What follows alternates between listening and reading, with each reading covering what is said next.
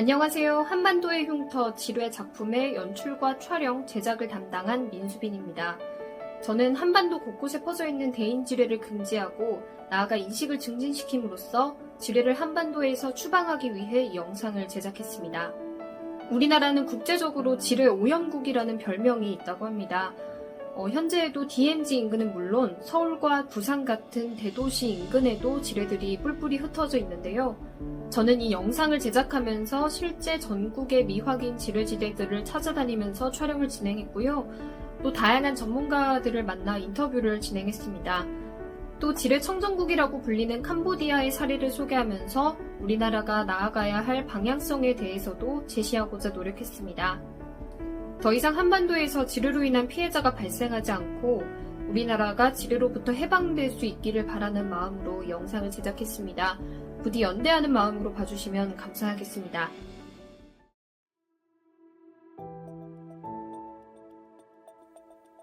부산에서 세 번째로 높은 산.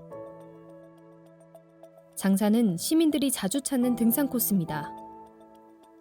산 미턱에는 유치원과 근린공원이 있고 근처에는 부산에서 가장 유명한 관광지 해운대가 자리하고 있습니다. 날마다 사람들로 붐비는 이곳 장산에서도 지뢰의 위험이 도사리고 있었습니다. 등산객들이 매일 이용하는 장산의 등산로를 따라 올라가 보면 위험지대라고 쓰인 표지판이 보입니다.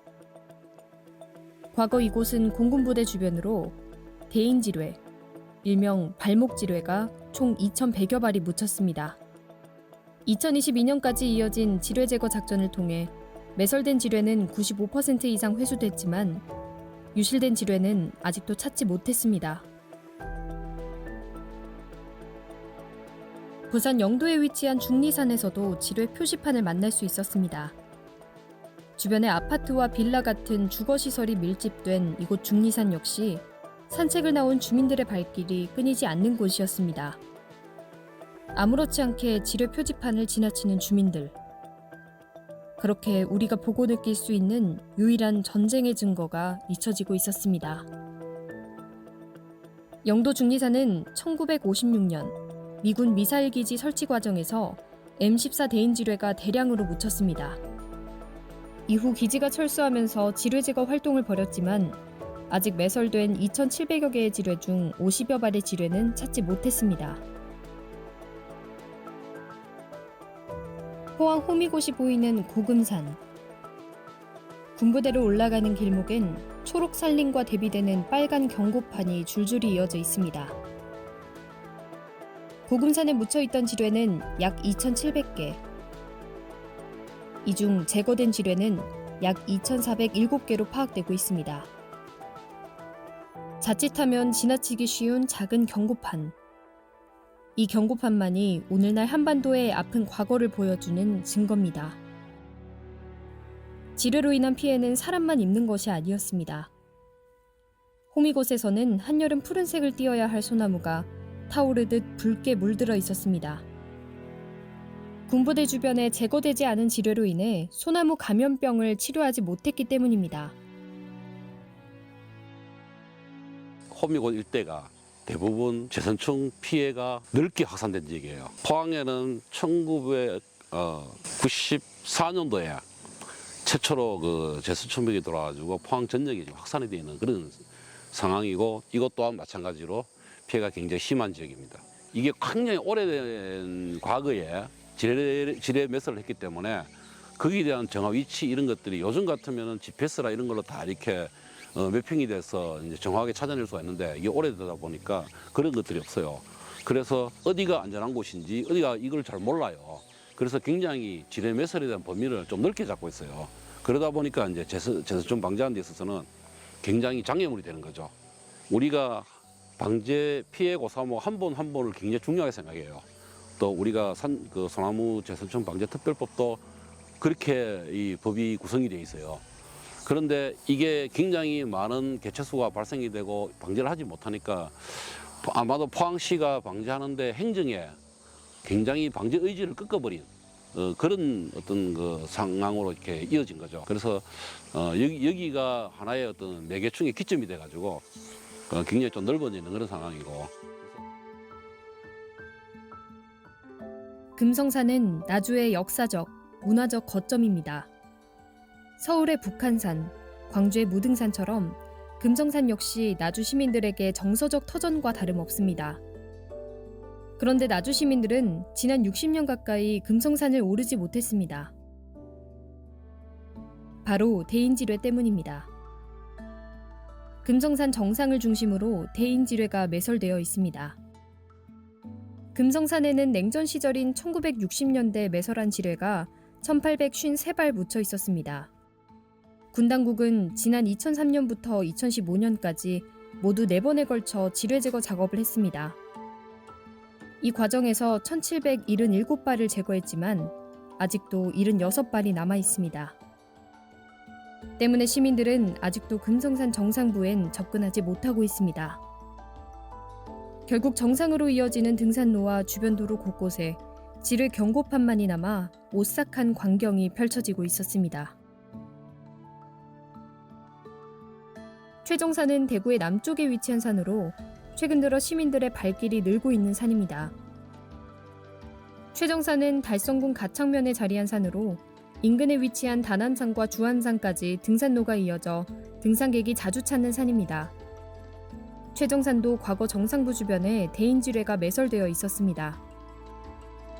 지금은 전부 제거를 한 것으로 알려지고 있지만 정상부 곳곳에는 여전히 지뢰 경고판이 남아 있습니다. 그 아무도 지뢰가 얼마나 어디에 남아 있는지 검증에 나서지 않았습니다. 때문에 이 구역은 과거 지뢰지대라는 이름이 붙었습니다. 심지어 근처에는 도로가 있어 등산객들이나 차를 타고 있는 운전자의 안전을 위협하기도 합니다. 이처럼 국민들의 생활터전 바로 옆에 지뢰가 있습니다. 서울의 우면산, 성남의 검단산 등을 비롯하여 경기도, 강원도, 충청도, 전라도, 경상도 등 36개의 후방지역 곳곳에 아직도 지뢰가 남아 있습니다. 사람들의 발길이 뜸한 민간인 통제선 접경지역. 강원도 연천과 철원은 미확인 지뢰지대로 인해 여전히 시름을 앓고 있습니다. 연천의 지뢰지대는 372번 도로와 연접해 해발 100에서 200m 산지 비탈면 전체가 지뢰지대입니다. 도로 건너편에는 농경지와 주민들이 생활하는 마을이 있습니다. 그나마 있는 대인지뢰 표지판은 잘 보이지 않았습니다. 출입 통제 절책은 허술하며 잘려진 부분도 존재하고 있었습니다. 2020년 풍수해로 접경지역 일원의 농민들은 큰 피해를 입었습니다. 설상가상으로 지뢰가 유실되면서 그 피해는 더욱 가중되었습니다. 군은 사람과 차량이 통행하는 도로, 논둑 등에서 지뢰 탐지와 제거를 진행했지만 농경지 안의 지뢰를 탐지 및 제거하는 작업은 하지 않았습니다. 호우로 마을이 잠겨 유실지뢰를 탐지해야 할 영역이 매우 방대하기 때문입니다. 또한 농경지 안에서 지뢰를 탐지할 경우 농작물 피해가 수반되기 때문에 군은 농민에게 재산 포기 각서를 쓰도록 요구합니다. 결국 이곳에 사는 사람들은 삶을 위해 어쩔 수 없이 안전을 포기해야만 했습니다. 산속 깊이, 인적이 드문 곳으로 들어갈수록 죽음은 더 바짝 다가섰습니다. 6.25 이후에 가난한 사람이 굉장히 많았으니까 농토를 찾아서 이제 민통선 지역에 들어가서 이제 농토를 개간하다 보니까 지뢰가 발견이 되는 거예요. 지뢰가 발견되니까 얼렁 이제 그 관할 부대에다가 지뢰가 발견됐으니 빨리 치워달라. 이렇게 이제 신고를 한 거죠. 그랬으면 이제 당연히 관할 부대에서는 이 사람들이 허가를 받고 그 땅을 이제 경작을 하게 된 거니까는 지뢰를 제거해주면 좋겠는데, 지뢰 제거하는 게 그 하나만 제거하면 끝나는 게 아니고 또 다른 데 또 있을 가능성이 있으니까 아예 그 지역을 다 지뢰지대라고 묶어놓고 농사를 못 짓게 해버리고 그 사람이 허가받은 땅은 뺏어버리는 거죠. 이러니까는 결국은 신고해봐야 지뢰가 제거되지도 않고 땅만 뺏겨버리니까는 사람들이 신고를 안 하고 지뢰를 그냥 발견하면 자기들이 제거를 해가지고 땅속에다 묻어버리든지 폭발을 해버리든지, 특히 땅속에다 묻어놓은 게 많다는 거예요. 그래서 이걸 지뢰의 무덤이라고 하는데 이 지뢰의 무덤이라고 하는 것이 사방에 있다는 건데 이것도 사실은 조사를 해야 됩니다. 어디엔가 있을 테니까는 지뢰가 있던 곳을 이제 민간인이 지뢰 제거를 거의 하고선 지금 농사를 짓고 있기 때문에 그 주위에는 아직도 지뢰가 많이 있을 수 있는데 그러니까 그 사람들은 지뢰와 함께 살았기 때문에 지뢰가 어디쯤 있을 거라는 걸 알기 때문에 무서워하지 않아요. 그래서 대인지뢰는 비무장지대 내부와 민북 지역에 광범위하게 흩어져 있습니다. 그리고 그곳에서 생활하는 모든 사람들의 생명을 위협하고 있습니다. 지뢰는 적군과 아군, 군인과 민간인을 구분하지도 않습니다. 그저 밟느냐, 밟지 않느냐만 있을 뿐입니다. 누군가 나서서 제거하지 않거나 끝내 피해자가 발생하지 않는다면 한반도 지뢰의 공포는 사라지지 않을 것입니다. 뭐 안쪽에 더덕이 있다든지 뭐 천마가 많은 지역이 있다든지 뭐 산이 있다든지 이런 것을 자기만 알고 있는 곳을 가다가 거기다 밟는 경우도 많고 그런 것들을 그 주민들이 안 들어가야 되는데 통제를 따라줘야 되는데 통제를 안 따라주기 때문에 그렇게 많은 인원들이 다치고 하는 것 같습니다. 지뢰는 공격 목표에 따라 사람을 공격하는 대인 지뢰와 탱크를 공격하는 대전차 지뢰로 나뉩니다.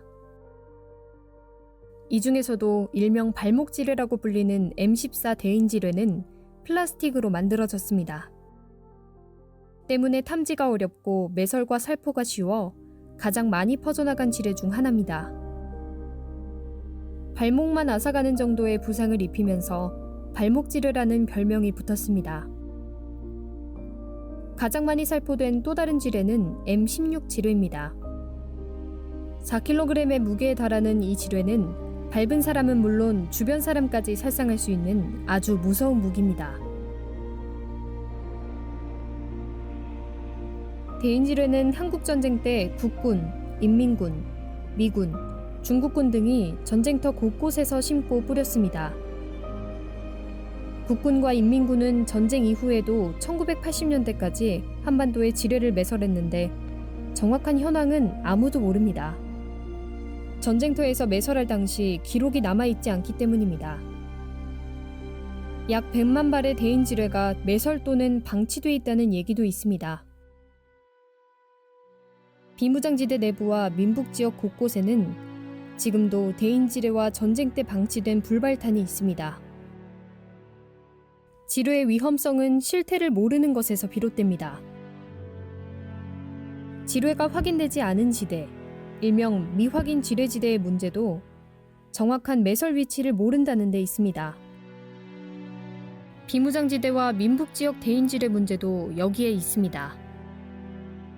미확인 지뢰지대에 대해 군부대가 나서서 조사하거나 파악하기는 어렵습니다. 현실적으로 전체적인 실태를 파악하려면 군에서 별도의 큰 조직을 만들거나 아니면 민간의 전문기관에 위탁하는 방법이 적절합니다. 지뢰 제거가 가장 시급한 곳은 민북지역입니다. 비무장지대 내부는 상대적으로 적절히 관리되는 반면 이곳엔 각종 지뢰가 다량 매설돼 있어 위험한 상태입니다. 서부전선의 파주와 연천, 그리고 중부전선의 철원에는 민북지역에 농경지가 많습니다. 농번기엔 농민들이 매일 출퇴근하다시피 출입을 하고 있습니다. 논이나 밭 바로 옆의 숲속이나 산림지역 대부분이 미확인 지뢰지대입니다. 중동부전선과 동부전선의 광활한 산림지대도 대부분 미확인 지뢰지대로 남아 있습니다. 정부는 지금까지 대인지뢰 문제를 국방부의 영역이라며 등한시했습니다. 계획 지뢰지대처럼 군사작전 목적으로 매설돼 관리되고 있는 곳은 국방부의 영역입니다. 하지만 미확인 지뢰지대처럼 군사작전 목적과 거리가 있는 곳은 국민안전의 문제로 해결해야 할 과제입니다. 캄보디아는 지뢰 피해가 극심한 나라였습니다. 인도차이나 전쟁과 내전을 거치면서 매설한 지뢰가 국토 전역에 방치되면서 주민들의 생명과 발목을 앗아갔습니다. 국제사회의 관심과 노력으로 1993년부터 피해는 크게 줄고 있습니다. 미국과 유럽 등을 비롯해 UN 등의 국제기구의 도움을 받아 캄보디아 정부가 노력한 결과입니다. 지뢰 피해 대표국에서 지뢰 제거 모범국으로 변모한 겁니다. 실제 지뢰가 곳곳에 널려있던 캄보디아는 1991년 IMS, 즉 국제지뢰 제거 지침을 도입해 지금까지 총 100만 발이 넘는 지뢰를 제거했습니다. 2019년도 한 해에만 7만여 발을 제거했고 130제곱미터의 지뢰와 불발탄지대를 해제했습니다. 캄보디아가 지뢰 문제를 해결할 때 가장 주안점을 둔 것은 바로 통치권자를 비롯한 정부의 관심과 노력이었습니다. 캄보디아는 정부 조직인 지뢰제거지원청이 지뢰의 수량과 제거 여부를 판단합니다. 이곳은 캄보디아의 총리 직속, 우리나라로 치면 대통령 직속에 해당합니다. 지뢰제거청이 제거를 결정하면 집행은 캄보디아 지뢰제거센터가 합니다. 캄보디아 지뢰제거센터는 지뢰를 직접 제거하는 공공기관으로는 그 능력을 국제사회에서도 인정받을 정도로 전문성을 가지고 있습니다. 캄보디아 주요 지방에 지역 거점센터를 두면서 직접 제거 활동을 벌이기도 합니다. 체계적인 조직을 바탕으로 전문 인력을 양성하여 지뢰를 제거하면서 캄보디아 국민들의 안전을 지키는 데 앞장서고 있습니다.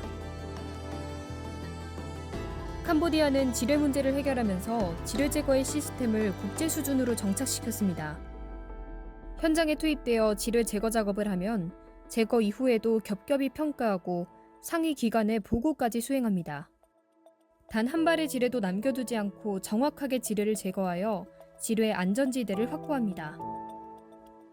그래서 캄보디아에서는 지뢰 제거가 끝나면 그곳은 농경지나 주거지 또는 주민의 생활 공간으로 돌아옵니다. 캄보디아가 이렇게 지뢰 청정국으로 도약할 수 있었던 이유는 국제 표준의 지뢰 제거 시스템을 도입해 보다 정밀한 지뢰 제거 작업을 진행했기 때문입니다. 또 지뢰 제거 전문기관을 설립해 지속적으로 지뢰를 제거한 것도 오늘날의 캄보디아가 되는 것에 큰 도움을 주었습니다. 캄보디아를 제외한 국제사회에서도 지뢰 제거는 군부대가 담당하지 않고 민간이나 공공의 전문기관이 담당합니다. 지금까지 국제사회의 지뢰 문제 해결 경험은 막연하게 지뢰가 무기라는 이유로 국방부만 쳐다볼 일이 아니라는 교훈을 주고 있습니다. 국방부는 전시에 지뢰를 매설하지만 전후의 지뢰 문제를 해결하는 것은 민간 전문가들입니다. 우리나라의 현재 지뢰지대는 전체가 124 제곱 킬로미터인데 이 정도면 거의 수원시보다 약간 적을 정도의 엄청난 넓이의 이제 지뢰지대죠. 지뢰지대라고 하는 것은 적이 공격해오는 걸 막는 역할을 하는 거거든요. 근데 이런 역할을 할 수 있는 지역은 20%밖에 안 돼요. 나머지 20%는 아무 소용없이 그냥 방치된 거예요. 한국도 국민안전 차원에서 지뢰 문제에 접근하고 국방부 이외의 행정조직이 지뢰 제거를 전담해야 합니다. 캄보디아가 130제곱킬로미터 지역의 지뢰를 제거한 것처럼 한반도 역시 124제곱킬로미터 지뢰지대로부터 해방을 꿈꿀 수 있을지도 모릅니다. 그러니까 결국은 이제 그 지뢰 제거를 누가 할 거냐, 어디서 할 거냐 의 문제인데요. 유엔에서 권유하는 것은 국무총리실에다가 이 기구를 두고 정부의 여러 부서가 참여를 해서 그 종합적인 방안을 논의하고 여러 부서의 의견을 들어서 지뢰를 제거해라 라고 하는 게 유엔의 권고사항입니다.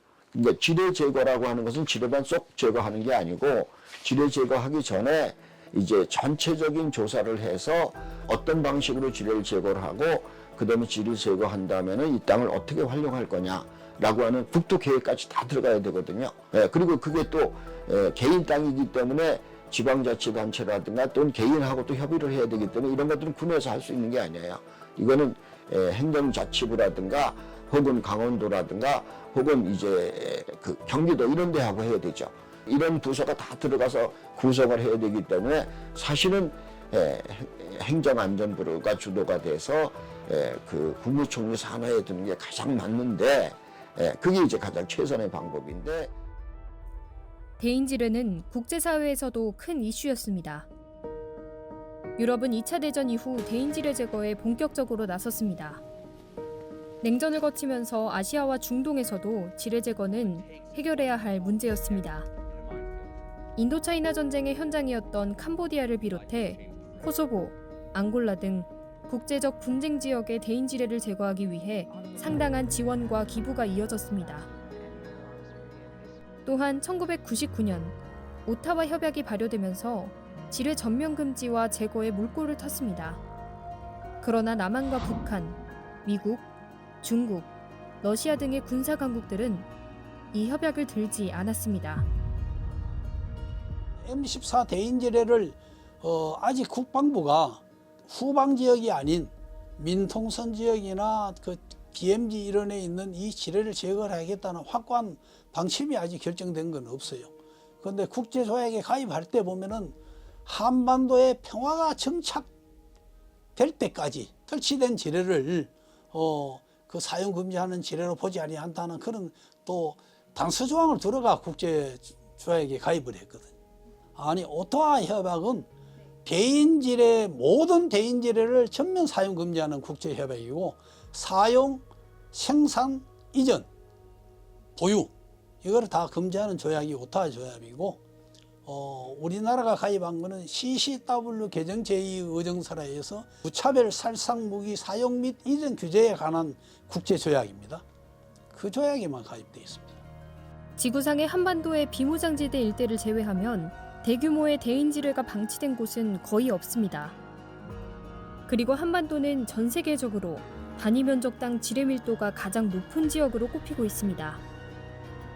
때문에 현재 방치되고 있는 미확인 지뢰지대를 해소하는 것, 그것이 우리나라가 풀어야 할 수건입니다.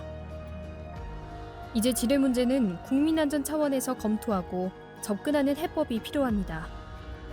그리고 지뢰에 관한 대책의 방향성은 뚜렷해지고 있습니다. 비무장지대 내부의 군사작전 차원에서 매설된 지뢰는 국방부가 관리하면서 군사적 효용이 사라진 미확인 지뢰지대를 하루빨리 안전하게 만드는 것입니다. 범정부 차원에서 지뢰 제거에 관한 법과 제도를 정비하고 지뢰 제거 전담 공공기관을 설립해야 합니다. 후방지역과 민통선 이남의 접경지역부터 지뢰 제거 작업을 시작해 차근차근 지뢰 청정국으로 거듭날 수 있도록 작업을 진행해야 합니다.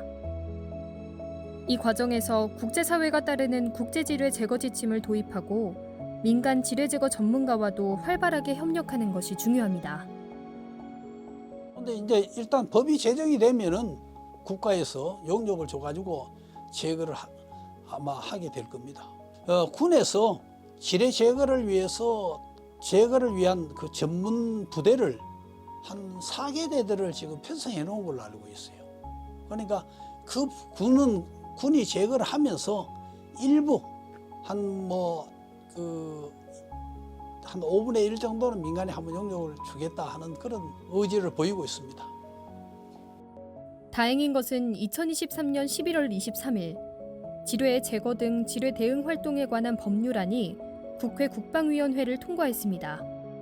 아직 본회의 통과는 남아있지만 여야가 합의하여 국회 상임위를 통과시킨 것입니다. 이 법안은 지뢰의 탐지와 제거 등 지뢰 대응 활동에 대한 법적 근거와 절차를 마련하고 있습니다.